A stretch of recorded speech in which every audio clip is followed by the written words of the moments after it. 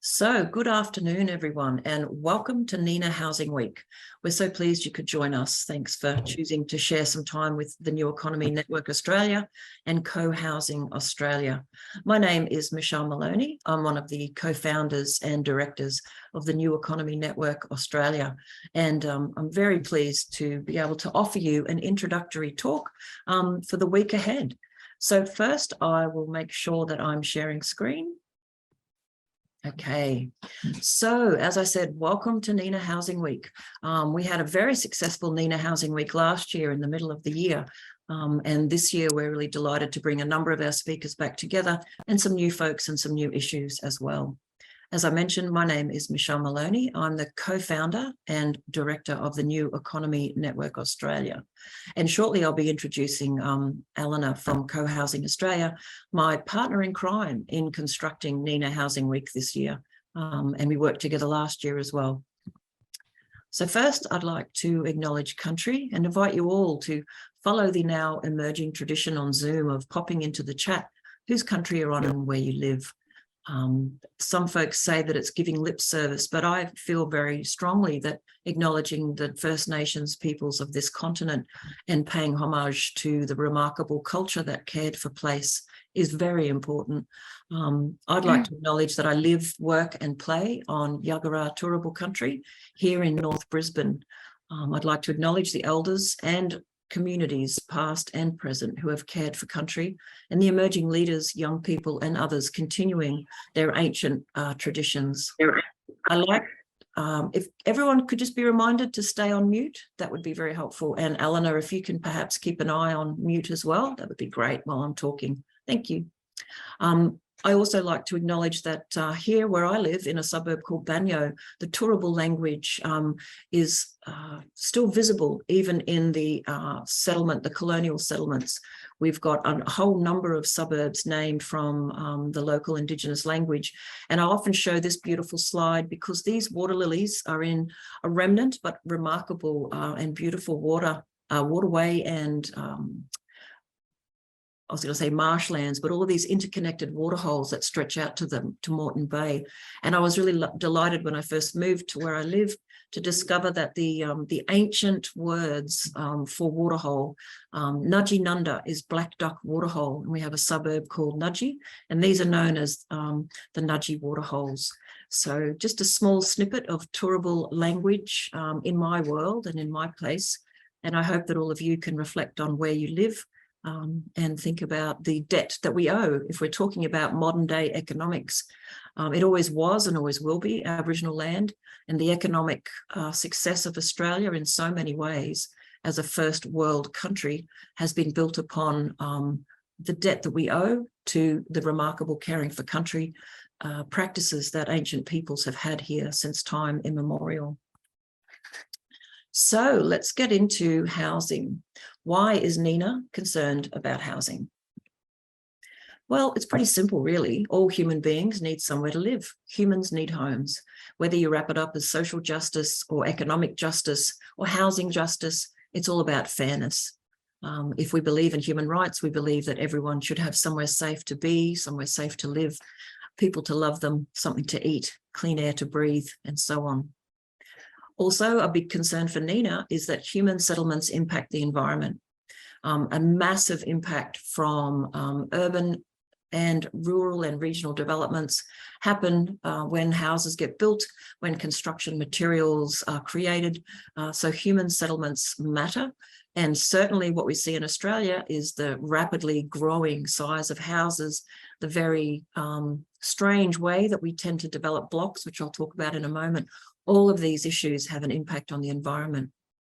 And also at a deeper theoretical level, NENA is interested in the housing crisis, the housing problems and housing solutions, because housing and homes in Australia reveal some very flawed thinking at the roots of capitalist culture and modernity itself, which came to this continent in 1788 with the British Empire, and a very particular way of seeing what homes are all about.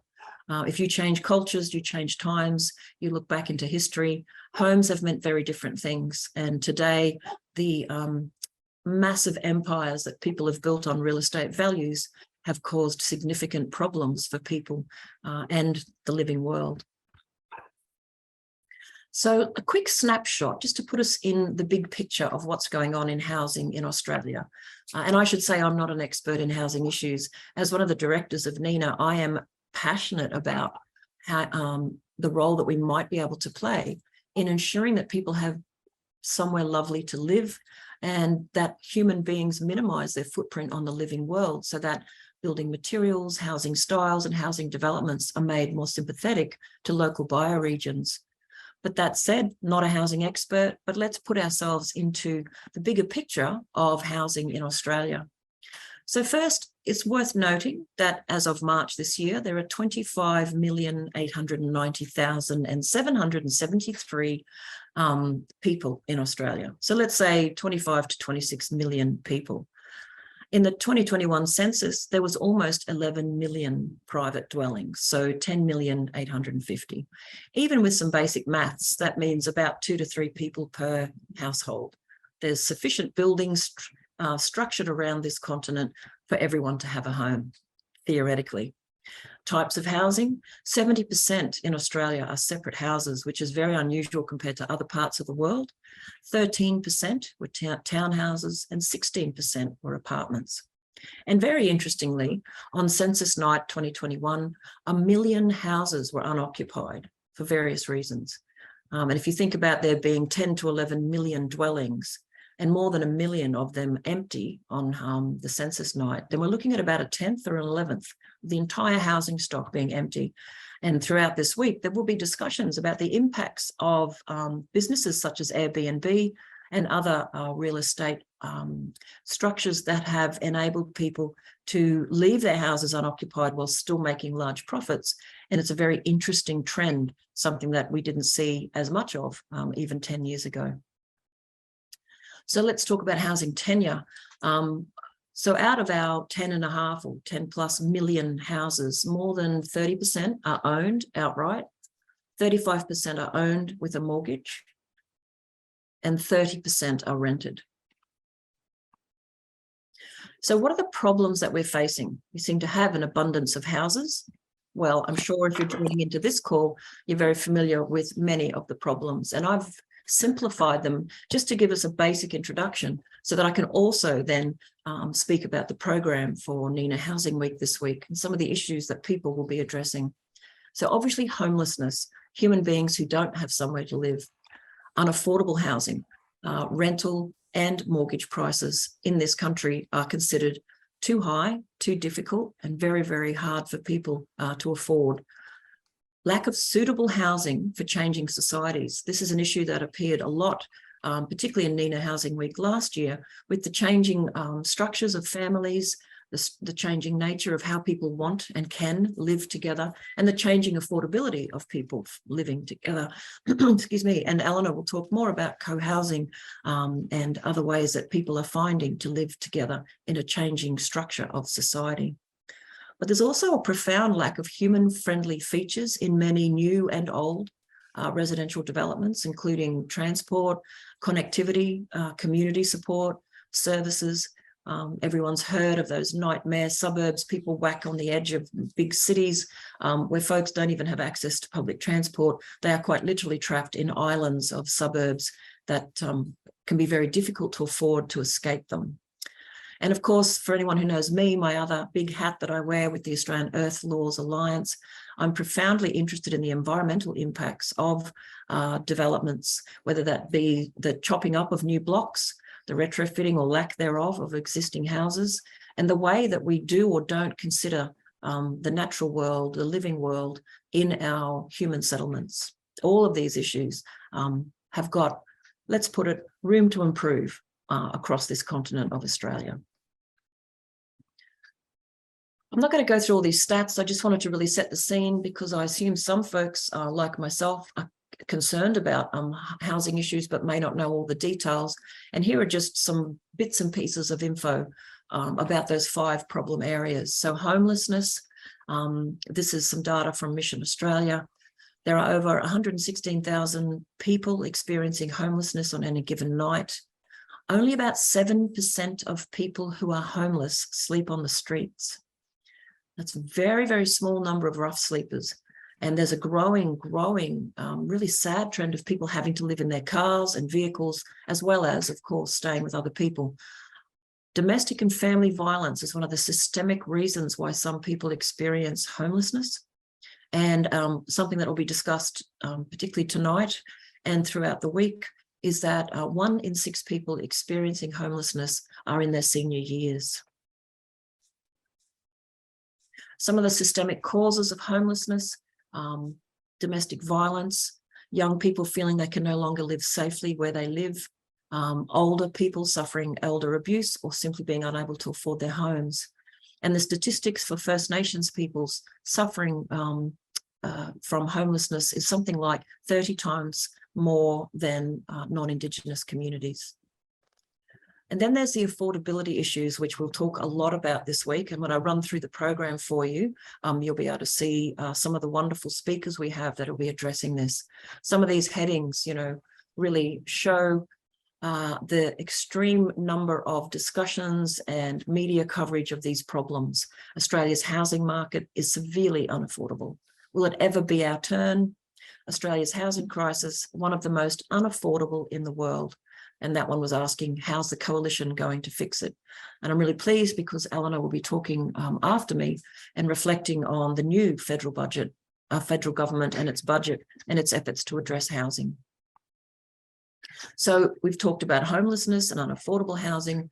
In terms of lack of suitable housing, both for people themselves and lack of human-friendly features, we've seen a quantity over quality, the decline of housing quality over the years, and studies have shown that more than 1 million Australians are living in substandard housing. So not only do most folks experience some kind of financial stress from the houses they do have, for many people, particularly those who rent, the decline of housing and the lack of care and maintenance by landlords can be significant and harmful to health. Finally, just to think about, in addition to all of those things that human beings have to deal with, imagine being the insects, plants, mammals, birds that used to live in this place. And the way that Australians choose to clear land and build new developments is profoundly disturbing for the living world. I won't get on my soapbox too much about this, but many years ago when I worked for the Sustainable Energy Development Authority back in the mid-90s, we were looking at how to work with major land developers to ensure that they could cut up blocks or chop up blocks to build solar passive and energy efficient homes. And some of the barriers were they simply didn't care. It cost too much to keep either the size of the blocks that were appropriate to have north-facing houses, and nor did they care about keeping enough trees to ensure biodiversity corridors. Not only that, the nature of houses and how they are built, the materials they're made of, their design. You can see here entire houses with very few eaves, very few gardens.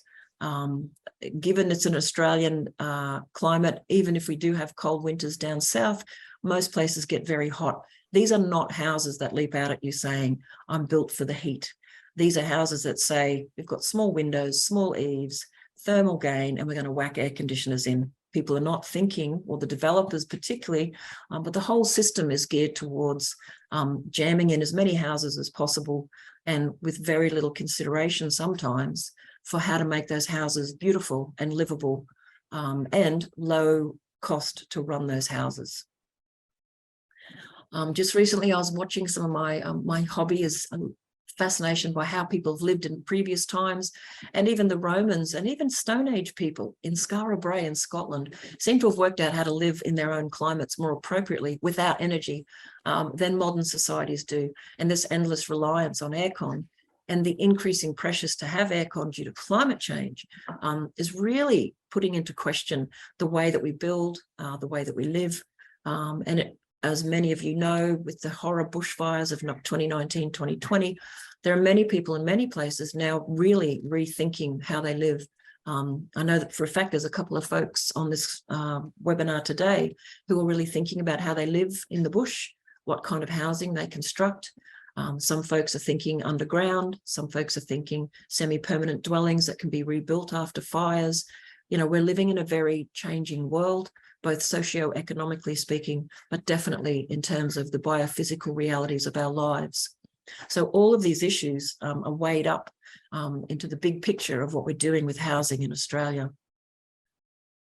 What I'll do now is just quickly go into our program for this week so that I can talk you through what some of the sessions are and who will be addressing some of the issues that I've just mentioned. So for those who don't know, the full program and all the different sessions is on our website. If you go to the homepage, you'll find a button to click on. And when you come in, you'll see our session today, Australia's housing crisis, an overview. Tonight, we've got a really important session on women and housing. And given older women are becoming more and more the large statistic in homelessness, which as someone who's becoming an older woman, I find personally confronting and challenging and very, very important. We've got some great speakers tonight, Sue Gilby, Meg Evans, Jennifer Harris. Tomorrow, we're looking at ownership and tenure options. And that'll be a really important lunchtime discussion. Jasmine Palmer, Carl Fitzgerald, and Sidsel Grimstad, looking at what kinds of ways people are challenging the current system to ensure that ownership and security of housing is more accessible. Tomorrow night, I'll be hosting Louise Crabtree-Hayes in a really important and mind-bending conversation, because when we ask the question, why are Australian property prices so out of control?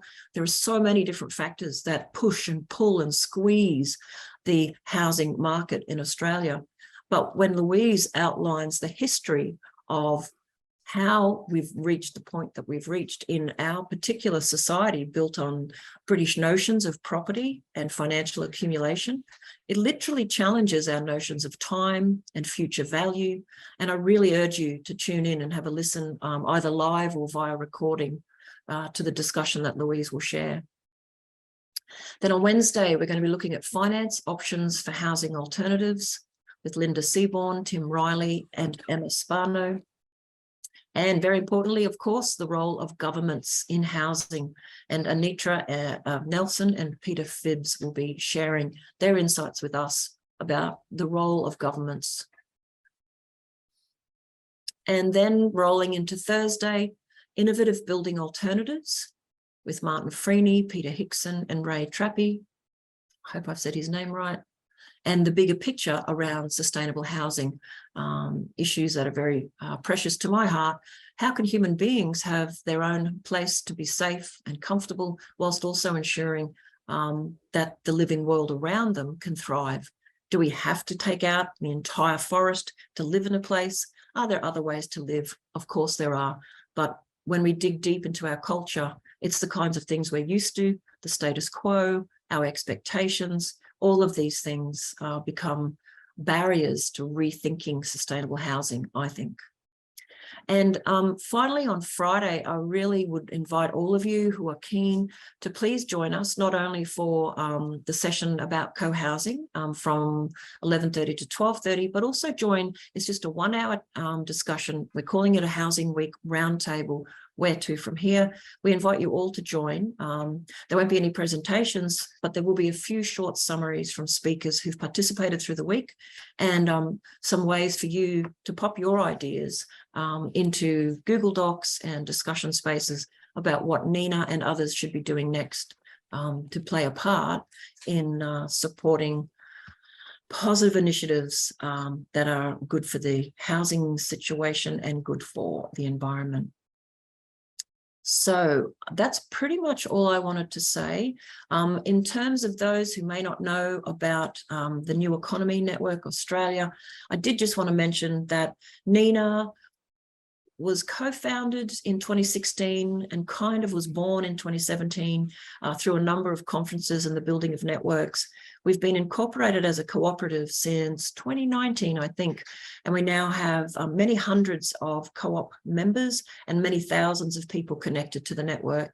Our master plan is to bring as many people together from as diverse voices across Australia to talk about the economy, to share ideas about how we build an earth-centered, human-centered, life-centered society, whilst making sure that the economy serves people and planet. We host many different hubs. We have a distributed governance structure. So we've got lots of different hubs, and Eleanor, myself and others are part of the housing hub. That's why we're bringing this to you today. And we would encourage you to consider becoming a member if you're not already. The activities that NENA does are literally guided by their membership. We don't have any funded core group. Our coordinating hub is all volunteers, and we do what we do because we think it's really important that more people connect the dots. And in that note, next year there's going to be a really huge focus on the systems change work that everyone's doing. And I wanted to mention there's a really fantastic initiative on the bubble called NENA Towns. And there'll be a note out about that at the end of this year, inviting folks to come together to join some roundtable conversations to bring very different areas of expertise together to share insights into new ways forward for housing and for our own projects. But on that note, I'm now very delighted to introduce Eleanor Pereira. Eleanor, how are you today? I can see you hiding there with your grassy green screen. Yes, hello. I'm just making sure that I'm sharing my appropriate screen. I think it's working. It's Should working. be Yes, same slide as you. Yes. absolutely. You can see the big slide. Yeah, and so Eleanor, it's a delight to be opening NENA Housing Week with you. We dreamt this up more than 2 years ago, and last year's discussions I found really powerful and so important. So over to you to share insights from Co-Housing Australia, and yeah, talking a bit about the week to come. Yeah, fantastic. Thanks, Michelle. I'm so excited to see other people nerding out about housing because I'm kind of weirdly passionate about it. And I really encourage people to contact Michelle and myself to share anything that you would like to share in subsequent housing forums or the housing week again next year, because I think this space, the answers aren't coming, and so we need to work collaboratively together, and we'd really love to hear what everyone has to say. I'd also like to acknowledge the traditional custodians. I'm on Bunurong land, and I think, as Michelle said, that we can't have housing justice without First Nations justice, and talking about housing and home ownership and land ownership needs to happen with a careful view of the damage that has been done, and that sovereignty was never ceded, and that reconciliation needs to come from all aspects of our lives. And I think housing is sort of being central to our lives, is also central to this conversation. And I'd also like to acknowledge the climate and biodiversity emergency as another key context in which we have this discussion. I've been nerding out a fair bit over Richard Dennis's budget commentary last year and again this year, and he's been talking a lot about the interrelationship between taxation and civilization. And I don't know about all of you, but I'm kind of for big civilization, and I don't really care whether the economy is big or small, or whether we have big government or small government. Doesn't really faze me, but I would rather pay higher taxes and get more civilization than the other way around. And I fear when we look at the way politics is playing out and the economy operates around the world, we're losing that. So just a couple of kind of big numbers to throw at you.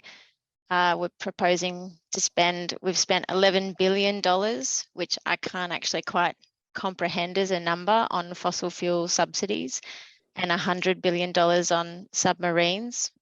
Richard says we can afford to do anything we want, we just can't afford to do everything that we want. And so when politicians say we can't afford something, what they're really saying is that we don't want to.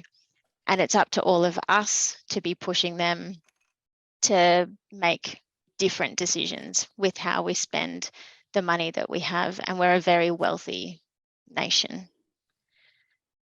There's a little bit that's come out around housing, and obviously in the complete vacuum that was the previous government, everyone's excited to see some movement in the housing space at the federal level.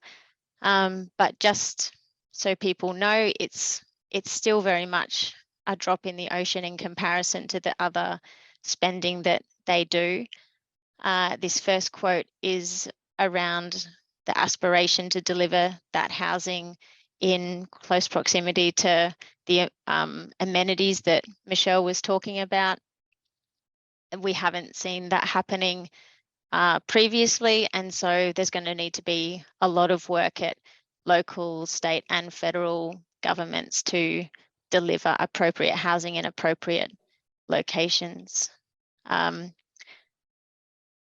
There's also still clearly an aspiration and a narrative around home ownership and using the speculative housing paradigm as a vehicle for delivering this housing. And in comparison to other countries, we don't spend equivalent levels through institutional investment in solving these problems. And while the government says that they're going to enable and kickstart investment, they're still leaning on other sectors to deliver it rather than really taking it on board themselves. I'll just see if this little video will play.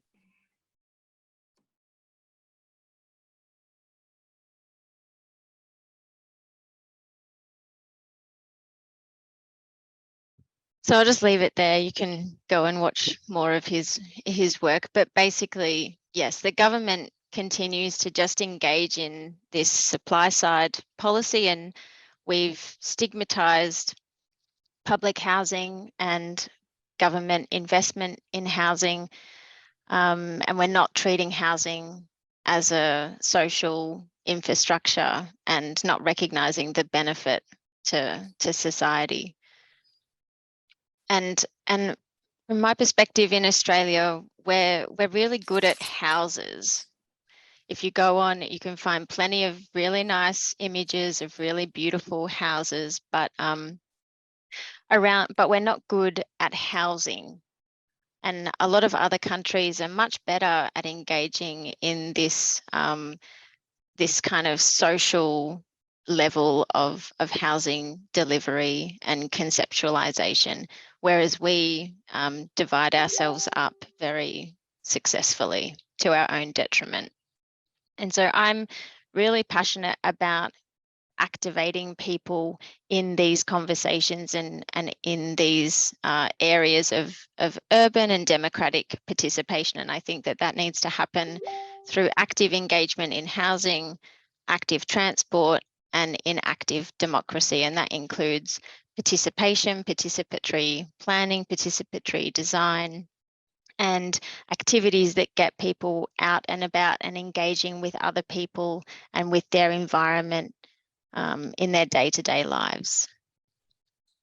I won't touch on this too much because I think this will be covered in much more detail with Louise tomorrow, but basically we've been socialised to not trust government to deliver services and socialised to dismiss the collective potential of working together to solve some of these problems. And housing has all become predicated on the nuclear family and of the private house as the be-all and end-all of our working, sleeping, eating, cleaning, study, socialising, and delivering all of our day-to-day services, despite the fact that we then need to travel huge distances to see anyone or do anything else. We have limited affordable housing too often, as Michelle said, on the urban fringe. It's leading to cost of housing is leading to enormous stress on individuals and as a collective, with enormous social issues from domestic violence to education outcomes, and everything just feels very precarious. We have key worker housing issues, and as Michelle also said, problems for older women who are often in those circumstances because they did a lot of caring work over their lives. We have terrible environmental design outcomes. Our houses are making us sick.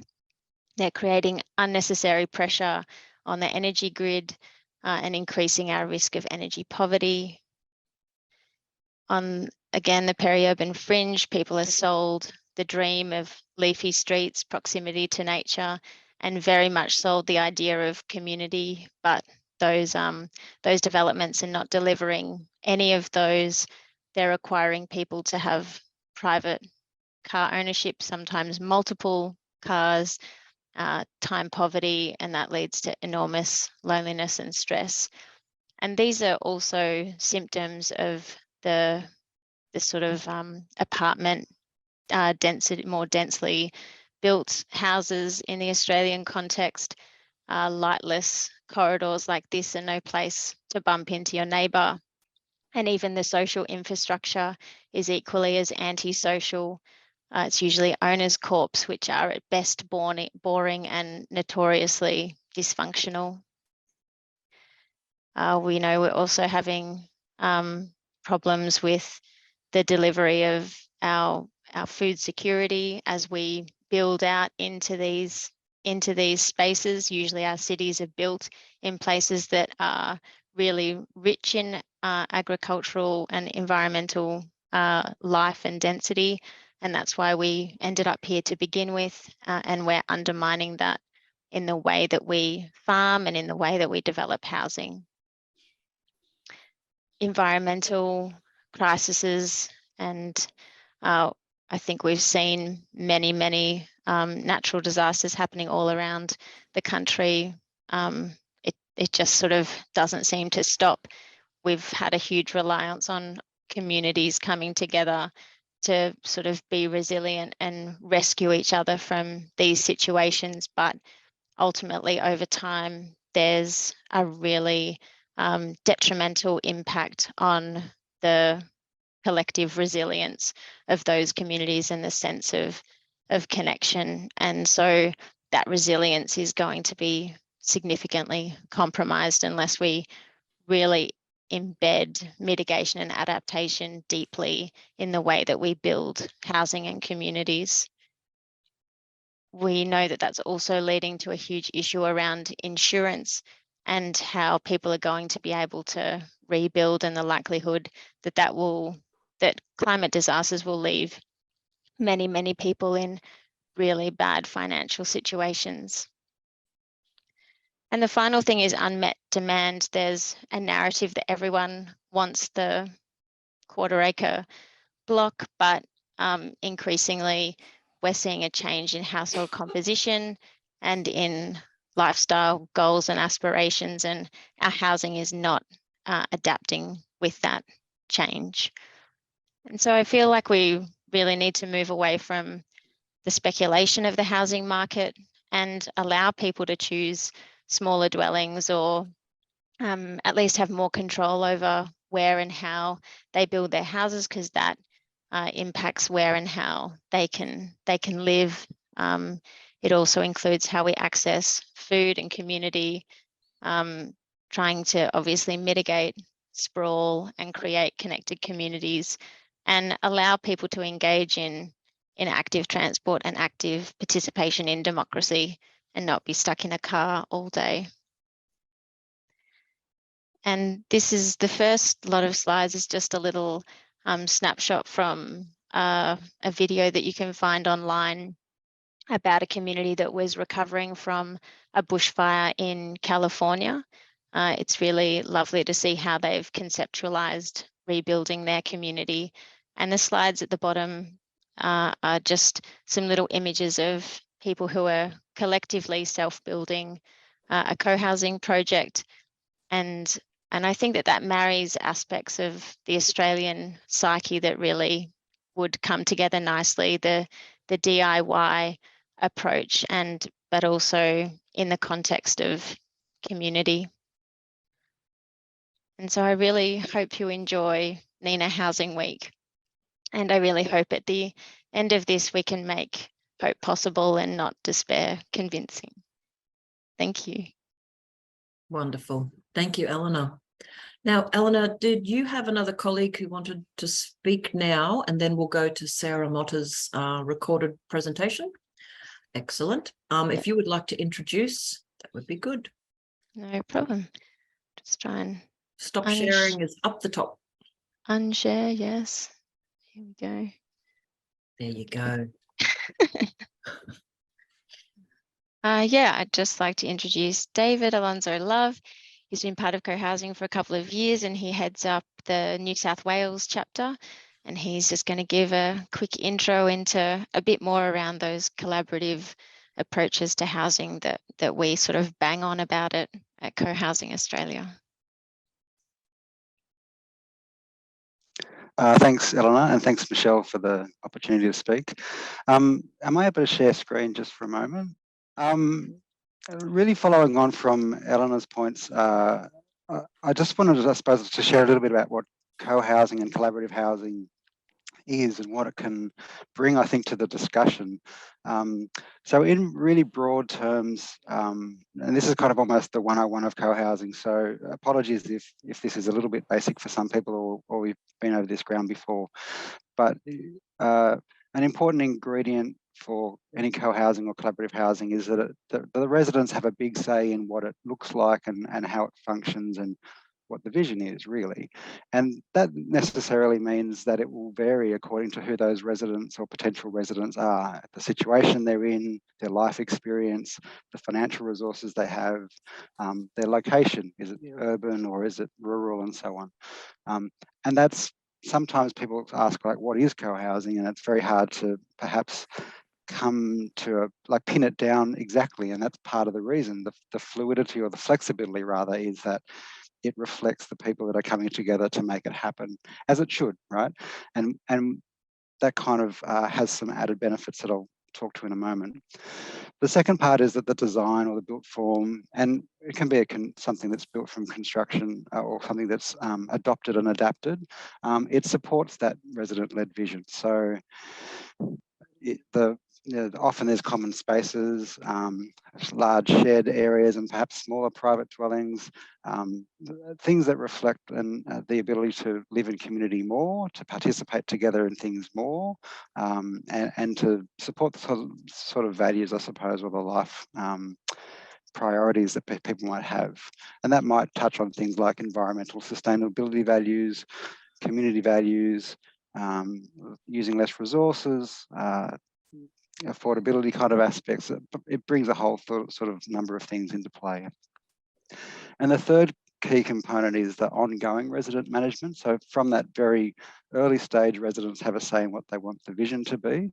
But then once things are built and people start to live there, like that ongoing kind of decision making and involvement and engagement in what happens. And I think when we talk about co-housing, we're often talking about this kind of ideal that we want to see built. And sometimes I think we can get into the trap of thinking about the future tense and not perhaps fully acknowledge that a lot of these things lend themselves to the current sort of housing that we have already. And so if we think about, most people would live in one of these, like a strata, or they might own their own home, private rental, housing co-ops, and so on. And some of those, as Eleanor touched on before, might have issues where people don't feel engaged, or people don't feel they have a voice, or people don't feel they can have some say in what the place looks like and how it works. And if you think in terms of strata owners corporation, that typically might be the private renter. They have some rights, but they also have a whole lot of things that they're not really actively included. And unless they're very aware and able to kind of put themselves forward, they're not typically kind of considered in most owners corporations. Grain of salt, I acknowledge there's some that do, but as the norm. And so the approach, I guess, or the philosophy of co-housing can kind of really, I think, serve some existing situations to make them more community focused, to make them places where inclusion is the norm and something to kind of work towards. It has some of those mechanisms of how to do that, whether that's the sociocracy or the consensus making processes that lots of co-housing places use. So I think co-housing both has something to offer in terms of trying to change the conversation about how we do housing. So that question that Eleanor raised before about like we might do houses really well, but maybe housing, we're a bit, still the model is one of individualism, one of ownership, and so on. And so I think co-housing can really offer something in that space of how we do housing better. And it pushes forward some of those other kind of values, if you like. And an example might be sustainability or environmental values. In a conventional speculative development model, they might say it's a fantastic thing that each car space, for example, has the ability to have EV charging, electric vehicle charging. In a co-housing or collaborative model, you kind of leapfrog that because people are already, they know each other, they're communicating, they're coordinating, and they might be able to actually get rid of a few cars. So instead of kind of going, oh, the high benchmark is that every car space has its own EV charger, in terms of the capacity that comes from collaboration and coordination, which co-housing is very much about, then you're actually able to do something more interesting, more sustainable, and a lot more fun, and you kind of, the value of community comes through there and impacts on other values. Some examples of really quickly of how this can play out, and I don't want to, I'm not pretending to cover everything in this, but just some kind of outliers, I suppose, of co-housing examples that reflect the people that are trying to make it happen or making it happen and the context they find themselves in. There's a group that's focused on older women. So Michelle, you touched on that as a particular demographic and a group. And so their focus, and the group that I'm more familiar with is in New South Wales and Shoalhaven, in Eurobodalla Shire, which is the far south coast of New South Wales. And they're working through the Seniors Co-Housing Handbook. Like at the moment, it's a book club, but they're very focused on who they're doing this for. And it's great, like it makes it very refined and means the conversations they're starting to have with council and so on are very deliberate and very clear about who their target is. I think a number of groups they want the mixed kind of community, meaning mixed age, mixed income, and mixed kind of background, like a diversity kind of background, because they recognise that in certain parts of Australia and certain inner city areas or wherever it might be, that kind of sense of diversity is disappearing, often because people are squeezed out financially from living in particular parts of Australia, and you have to be quite deliberate in some places to make that happen. You have to really actually actively make that happen rather than just kind of rely on it happening. And in our particular case in Sydney, we're looking at a rental kind of cooperative. So possibly leasing land or some sort of long-term arrangement with land, because again, we recognise that affordability it's squeezing a certain demographic out, people who've got some savings but can't certainly keep up with the price of things these days. So again, each of those examples, I guess, just reflects there's a group of people coming together that find themselves in a particular situation, that believe in community and prioritise community, and then what their project looks like and how it works will vary according to the situation they're in. I might just leave it there. I just think that has lots of potential to impact places that already exist. So like I mentioned before, an owners corporation or a strata model, there's lots of the street libraries and things like that that are small steps towards community, but kind of just start conversations about, well, do we all need our own tools? Do we all need our own lawnmower? Can we share these books? That kind of stuff. That's the small step at the beginning of that, opening the door, as it were, to living in more interesting and better neighbourhoods. I might stop there. Excellent. I like that. More interesting and better neighbourhoods. Thank you, David. What I'm going to do now is share a pre-recorded presentation from Sarah C. Motta. She's a wonderful thinker, researcher, and one of the leaders of the Women in the New Economy Hub. So bear with me as I press all the buttons and make a few mistakes, but we'll hopefully get there. Hello and welcome to this short recording contribution to the opening session of the NESA Housing Week 2022. My name is Sarah C. Motta and I am an Indigenous Mestiza scholar based at the University of Newcastle in politics. I need to record this because we have some restructurings and new workload model which requires some emergency meetings as a way for us to try and defend our conditions and our university as a place of transformation and for and with our communities. So I'm beaming you from my kitchen and I'm really sorry to not be able to join you because I love to hear other committed scholars and I love to hear Michelle and be part of kind of live dialogues and to engage with people's questions and answers. So please feel free to reach out to me if you have questions about anything I talk about or would like to find out further details about the kinds of work that I'm engaged with. Eleanor, has that frozen for you? Eleanor, would you like to chat with your colleague about co-housing while I get some help to make this better? I do apologise, everyone. Normally I'm pretty good at this stuff, but No worries. and if anyone has questions for Eleanor or David, Please. please pop them through now. Yeah, please come on, turn your video on if you would like to. You can ask a question. I'm Christine, and I have a question. Can you hear me? Yes. Oh, great. Go ahead. I'm very interested in what everybody's doing here. I live in far north Queensland, and we've come up with a concept that fits into council regulations, at least in Queensland, for 5 unrelated individuals to be able to work together to move into a sort of a co-housing unit. And I'd just like to say to David and I've forgotten your name, I'm sorry. What was your name again? Elena. Elena.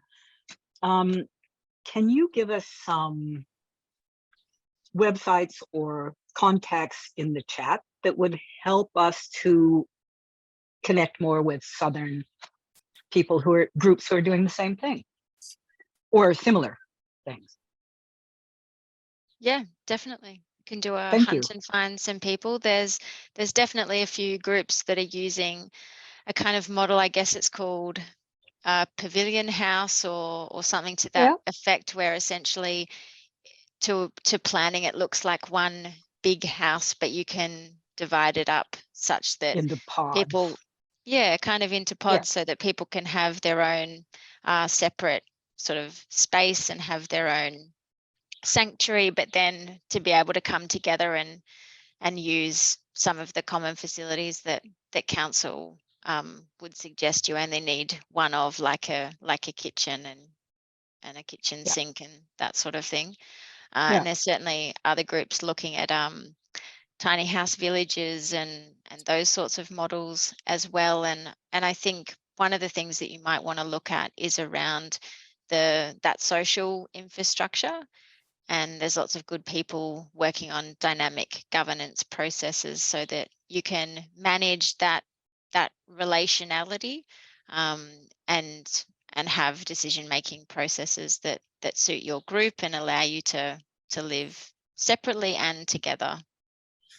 It'd be really helpful to have some of that kind of process and decision-making and agreement-making information, because we've worked very hard on that, thinking that the hardest part of this is not affordability, nor is it design. The hardest part is going to get 5 people to work together, quite frankly. And that's, I'm 73 and I've done a lot of psychotherapy and I've worked a lot in groups and I love collaboration, but oh man, when I think about living with 4 unrelated other people and being a proper sharer and agreeer and being able to get through that and dig deeper when I need to, that's a hard trick. So anything along those lines would be great. Yeah, no problem. And it's definitely something that I think that everyone needs to work on and build skills in, and it's highly transferable to other areas of your life. But it also means that people need to kind of have that developmental aspiration, I think, as an individual and as a group, in order to engage in these sorts of processes. I kind of say that I know myself. I can barely even share the kitchen sink with myself, let alone any other people. You know, like my afternoon person hates my morning person. Who left that on the sink? Hey, Eleanor, I've got the video working, so thank you so much for having that chat. And we will come back. We're going to have good time for chats. But is it okay? I might try again to play this. Thanks for your patience, everybody. Yeah, go for it. All right. I am an Indigenous Mestiza scholar based at the University of Newcastle in politics. I need to record this because we have some restructurings and new workload model, which requires some emergency meetings as a way for us to try and defend our conditions and our university as a place of transformation and for and with our communities. So I'm beaming you from my kitchen, and I'm really sorry to not be able to join you, because I love to hear other committed scholars, and I love to hear Michelle and be part of kind of live dialogues and to engage with people's questions and answers. So please feel free to reach out to me if you have questions about anything I talk about, or would like to find out further details about the kinds of work that I'm engaged with. So the title of my talk was Decolonising and Feminizing a Politics of Sanctuary Home Place Beyond the Settler City.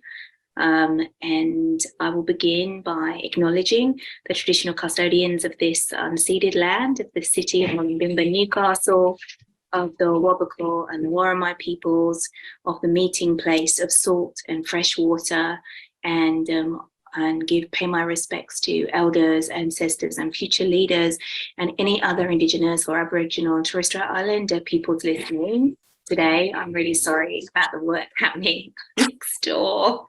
Oh dear, renovations, investment properties, rentals, that's what's going on next door, which is kind of linked. And I also convocar las energías de mis abuelas, de mis ancestras, para que me acompañen hoy día y me ayudan a encarnar la escucha profunda y añadir una profundidad a este diálogo, ¿no? Desde la perspectiva descolonizante y feminista. So I'd like to just talk about a few things. So I would imagine that there has been obviously a general overview from Michelle and the connection of NENA and new economies with the question of housing, and also another contribution from Eleanor. I'm so sorry about this noise. That has given you a kind of general overview of the housing crisis in the contemporary moment. Just meant to tell them to be quiet. Could they just stop it for 15 minutes? Anyway, so I'm sure that you've got a really excellent overview. And so my optic is going to come from an optic of a decolonising reparations optic that centres First Nations justice, and that centres also a feminist optic, so that looks at kind of how housing is gendered, but how also solutions to the current housing process that we're facing can be led by racialised and feminised folk and women and their kin.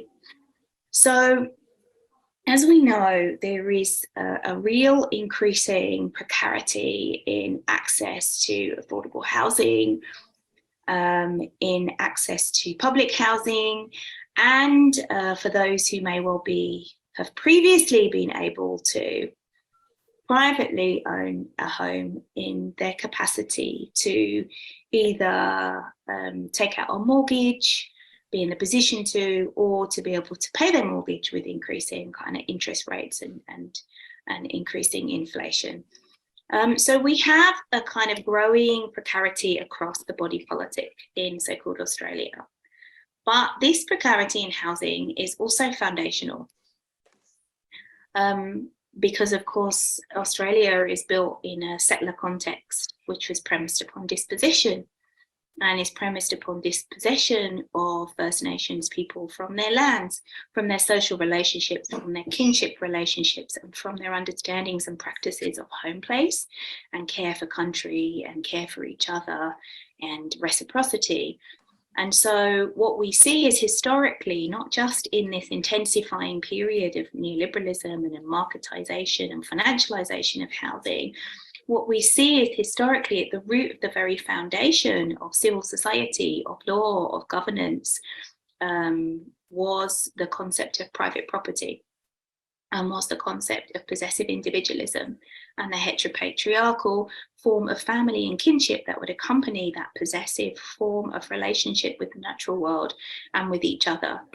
Now, that was gendered, of course, and we have a lot of work by feminists who show the kind of unequal divisions of labour and power within the house, and how women and white women who were part of this kind of framework of the heteropatriarchal individual possessive kind of ownership of home that was very key to the foundation and ongoing reproduction of the settler colonial state and governance and civil society, that there was a hierarchy and devaluing towards women, white women in this social and political and economic context.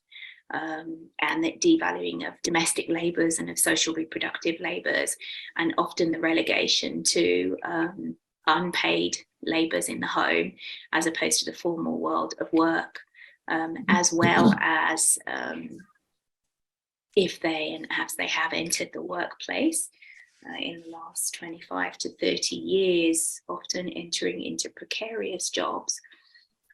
And so we see like a lack of an asset base and a lack of control over finance and inheritance, and more likelihood to be in a difficult position vis-a-vis housing and the capacity to own housing or to access housing in the present moment.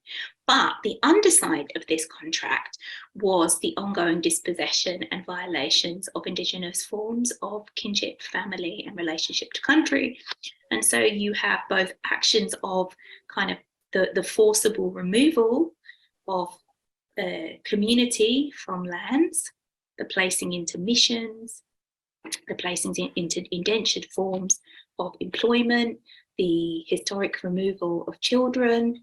And then when you do have a period of building of public housing, often that housing is actually kind of the mirage of a house, in the sense that they're often built with very bad materials, and they were built really with often lack of access to electricity and water, and so were uninhabitable.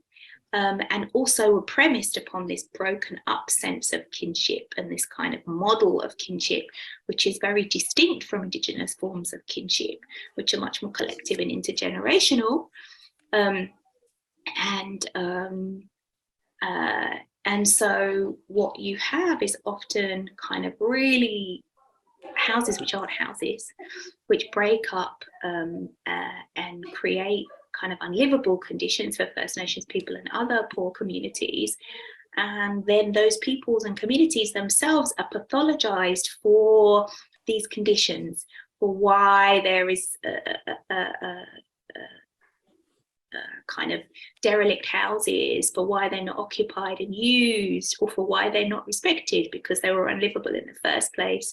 And with that pathologization, both of poverty and of the uninhabitable public housing that's being provided, is often a justification for ongoing child removal, and reproduces the context of trauma from which generationally many First Nations communities and other communities of colour are emergent and living with.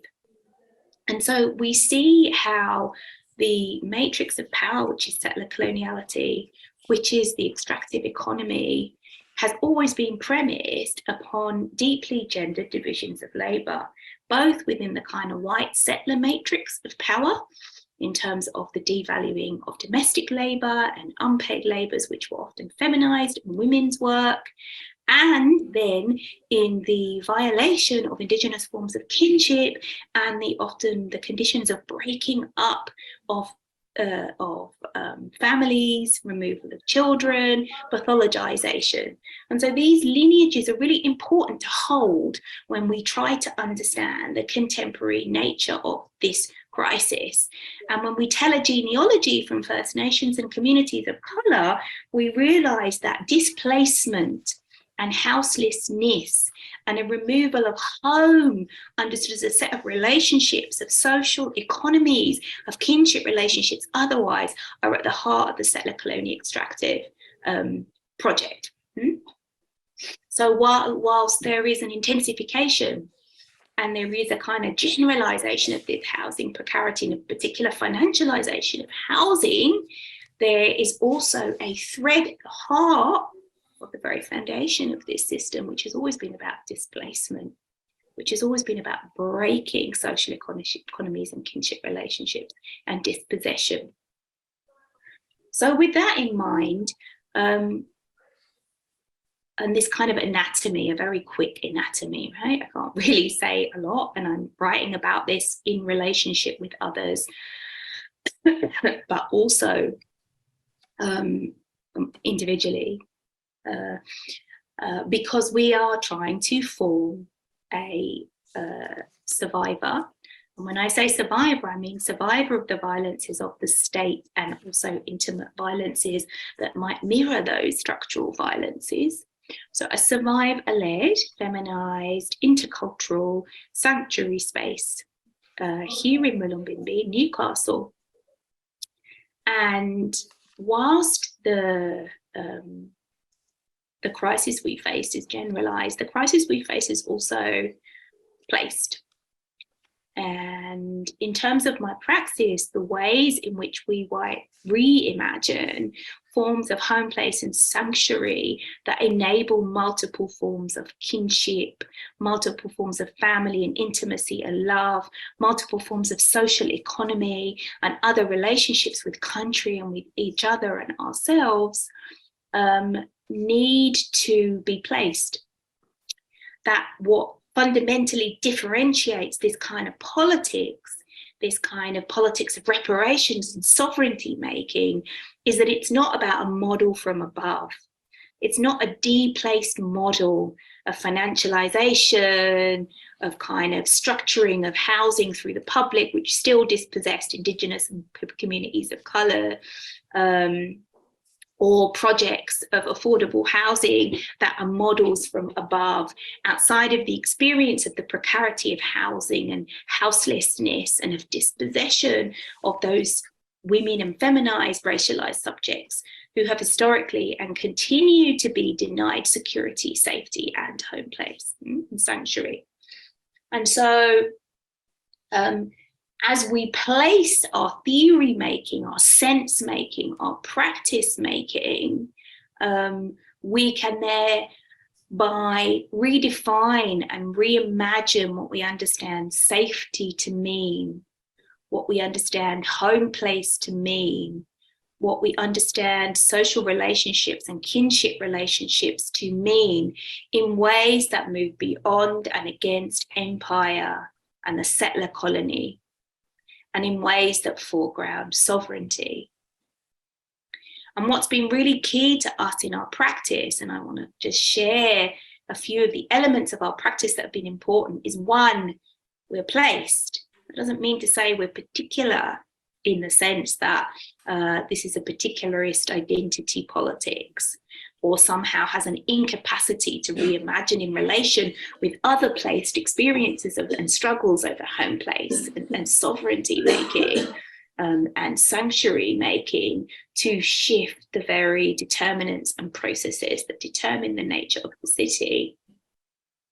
Two, this involves taking seriously the knowledges and actually epistemologically centering the knowledges who are the most precarious of the feminized and racialized subjects who have historically and continually experienced dispossession and lack of house, home place, and yet continue to forge relationships otherwise of survivance and continue to pass on wisdoms and have a kind of vision and when worked together to develop praxis that can really shift the determinants of so many discussions around housing, which still are from above, which still are framed within whiteness, and which still are framed within the settler colonial logics and registers of reason and registers of right and law and governance.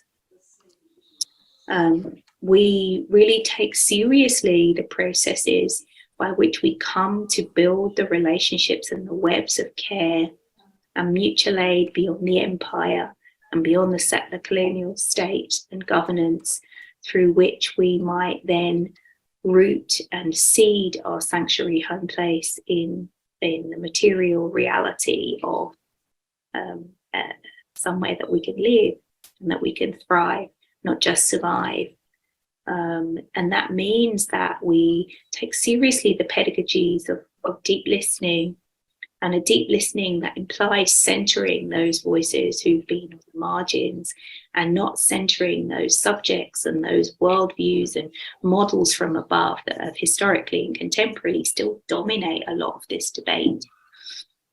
In taking those pedagogies seriously, we also take seriously the knowledges that we bring to the space of creating a sanctuary place, and realize that it's more than buildings, but it's social relationships, it's forms of economy, it's forms of intimacy, it's reimagining forms of love as kinship. And so in an example of ours is that the plants have become, and plant wisdoms and plant allies have become really important, in that we have been recovering in our intercultural and intergenerational collectivity the knowledges and the wisdoms that plants can give us to help with our recreating and building of sanctuary, of safety, of healing from the traumas that so many of us carry because of these histories of dispossession, including epistemological, material, political, kinship dispossession. And there are many stories that we have to tell about what that means and what that involves and why that's important, and why in connecting with the kinship of the plants and connecting with those wisdoms and developing practices of well-being and mutual aid, we are contesting empire. We are contesting the logics of displacement and houselessness of the settler colony.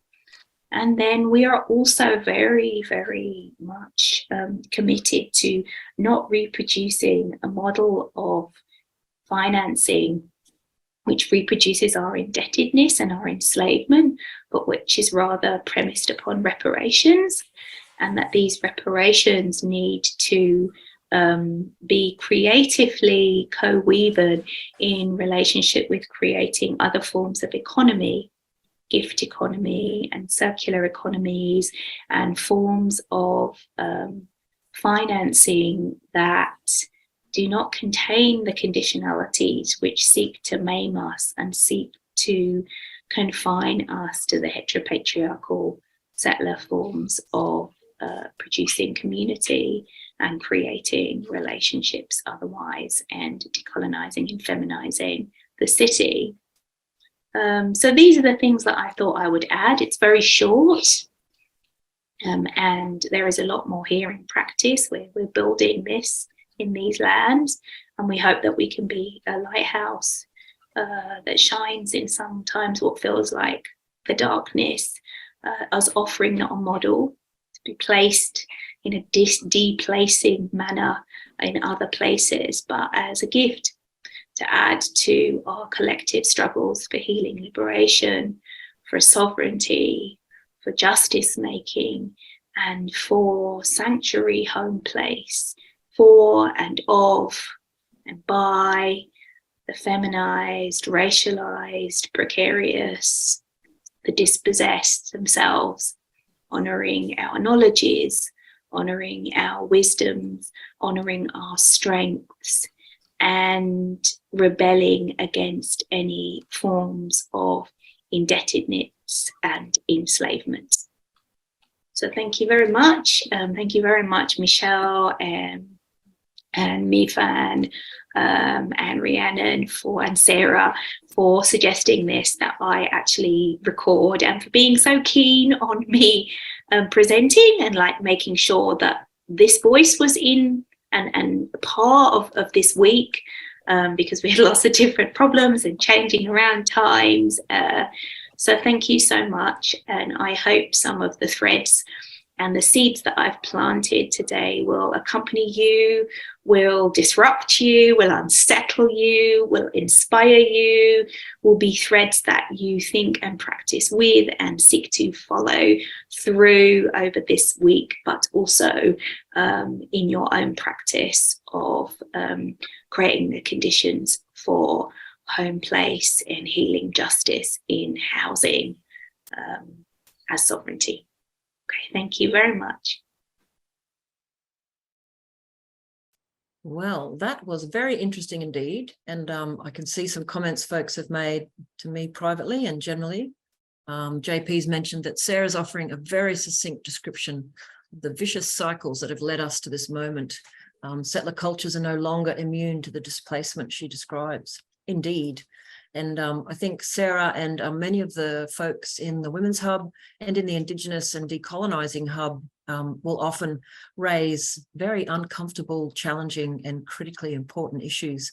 So someone like myself, who's a descendant of the Irish folks who were brought to this continent and who contemplates decolonising on a daily basis, it's always really excellent to hear people thinking completely differently about things like housing, making sanctuaries and home places. So I think that was really great. I might just check if Eleanor and David are still here. I hope you are. I can't actually see you. There you are. We've now got probably about 20 minutes for further discussions. So if anyone has any questions, you can either put your little hand up electronically or show us yourself in the video if you're not sure where the buttons are, or just type something into the chat. But in the meantime, what I wanted to do was ask Eleanor, in terms of really positive examples, because I know, and I meant to say that, you know, our job is to set the scene, and we wouldn't really be having NENA Housing Week if everything was fabulous. So our setting the scene was not meant to say all is doom and gloom, but it is to say there's a whole bunch of issues. And I guess NENAites, by definition, are interested in how to make the world a better place. So we do focus on some of those problems and issues that are out there. So Eleanor, I was going to ask you, while we wait to see if folks have further questions or discussion, what are some of the things that within the co-housing and beyond movement that are giving you cause for optimism, and even practical examples and case studies? I know you were chatting about them earlier when I was fiddling with the video, but you know, some of the positive stories that are out there about completely new ways of thinking about housing. Yeah, and I think a lot of these will be expanded upon over the week, which will be really great. But I think that there's a lot happening in terms of people getting a bit more creative around legal finance mechanisms, I guess, just to kind of follow on from what Sarah was talking about in terms of people being trapped in those degenerative cycles and the debt of housing being our typically biggest expense in life, then leads us to be trapped in this cycle of employment that is maybe unfulfilling or that we know is damaging the environment. But I think there's more and more exciting things happening in how people are conceptualizing home ownership and stewardship in different ways, and particularly coming together now that they can't afford the Australian dream or anything remotely dreamlike. People are coming together and getting more creative. And so at this kind of, it's at the edges and at these times when that innovation and that creativity comes to the fore. And I think that's the silver lining of the natural disasters that we've been seeing, and hopefully the change in government also brings some positivity to that space. And there's lots of groups of people coming together, as David started to touch on. Do you want to expand a bit more in that, David? A little bit. I think really in the same vein as what you just said, there's attempts to kind of hack the system, you know, and sometimes people do that just as a way through, like an expedient kind of mean using an existing structure, you know, like, and that could be setting up as a company, that kind of thing, and using those existing models, I suppose, to achieve their end, which is usually a community end or living collaboratively and so on. The great pity or the missing piece, and I think something that we need to kind of think about how we advocate and agitate around this more, is that idea of buying and or owning collectively. You know, like, it's more common in Europe in particular, and other places, and it's just not a model that's very, it doesn't seem, at least, that it's straightforward here, or it's kind of off the shelf in a way that a standard mortgage, for example, might be, or other kind of structure. So it's just kind of, I suppose it's a number of things. There's, like any kind of advocacy, there's no silver bullet. It's a little bit of, we've got to demand it, we've got to ask for it, you know. So like groups need to go and talk to their local bank or their commercial manager or a lending kind of, you know, body, and find that kind of, like, have that conversation, you know. We want to do this, why can't we? You know, you guys need to work something out, like, we want to do this. That's that kind of thing. And politically and legislatively, we need to kind of do that stuff as well. But there's also, yeah, I think there's some work, there's pockets of work that's happening there, both within Co-Housing Australia and groups that we're in conversation with and in touch with, and also outside of Co-Housing Australia more broadly. So that's one piece, but I suspect it's going back to some of the earlier part of the conversation about questioning about how we live, you know. And I think people are doing it. Like, people are just kind of just going, this isn't working. Like, we want to live this way, and they're not necessarily waiting for, you know, the golden moment to suddenly change and everything's going to be magically right. Like they're living it now, you know. And I think that's often how change happens, is that people live it and then the rest follows or catches up, if you like. And I think that's, I'd strongly encourage that, you know, that don't wait for something to happen, like, kind of be part of that process of difference and change now. And when people see it and it's real and so on, then the rest will kind of tend to follow. But yeah, I think sometimes we hesitate to and kind of wait for the things to fall into place for us rather than pushing forward. Sorry, off on a tangent there. But. No, tangents are welcome. And Kip's made a nice comment. I appreciated hearing about today's presentations. I know it's important to hear positive stories, but I know it's equally important to hear and learn from what hasn't worked. So yes, I couldn't agree more. So Eleanor and David, as there are no burning questions coming through just this moment, which is fine. People have been wonderfully patient for an hour and a half of great discussions and a few technical things. I'm just checking the mute. Yes, unless you had any further comments, we might even start wrapping up. There's a few suggestions coming into the chat. People sharing info about eco-villages and co-housing as well, which is great. And I will repeat the email address. If throughout this week you have some great ideas and you're not sure how to share them, please do put any ideas in the chat. We do collect the chat comments later after each session.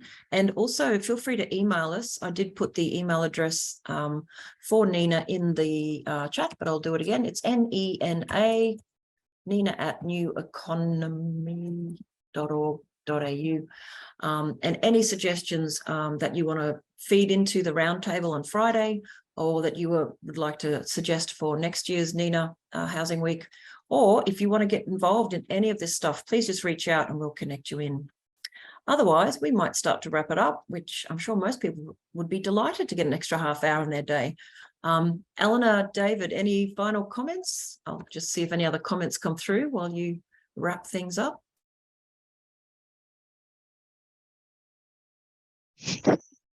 No, just looking forward to the rest of the week. There's going to be lots of great speakers, and I really encourage everyone to come back on Friday as well and help us knit it all together, because I think that that's really the opportunity for us to consolidate all of this kind of thinking and life experiences around the problems, but hopefully also a bunch of great solutions and suggestions that we can feed into advocacy at local, state and federal level, but also with other key players in the housing and land space. Wonderful. And David, any final comments? Oh, in a similar vein, really. So, look, these things are always great because you feel like you're not on your own. You know, you feel like there's other people wrestling with the same things, you know, and that's really encouraging, and it buoys you or buoys one. And yeah, it'd be great to kind of make some of those connections and for it to go beyond this week, obviously, into future struggles together, you know. So yeah, looking forward to that. Absolutely. I agree. Sometimes you feel like there's endless series of discussions, but without these connections, without these ways, even online, to find each other, it can feel like you're not sure what's going on. It's always rewarding to hear summaries of stuff and new ideas. And yes, we really urge you all, if you see folks discussing things, and reach out in the chat to other folks who are participating or even other speakers. And I've just put the program in the link again in the chat. So tonight we've got Women in Housing, which is a really important symposium, and you'll see all the other terrific sessions coming up this week. So without further ado, we will begin to wrap up. Do shoot us through any questions if you have them. Otherwise, we look forward to seeing you tonight. Tonight's session will be hosted by the fabulous Rhiannon Hardwick, part of our NENA coordinating group. So thank you to all of you for sharing your time with us this lunch break. And yes, all these will be recorded and all of them will be up on the NENA website, hopefully by next week, or at least a few of them next week and the rest the week after. Takes a little moment to spend time editing them, but the recordings will be available. Eleanor, David, thank you so much for your expertise and insights, and we'll see you all very soon. Thanks, everyone.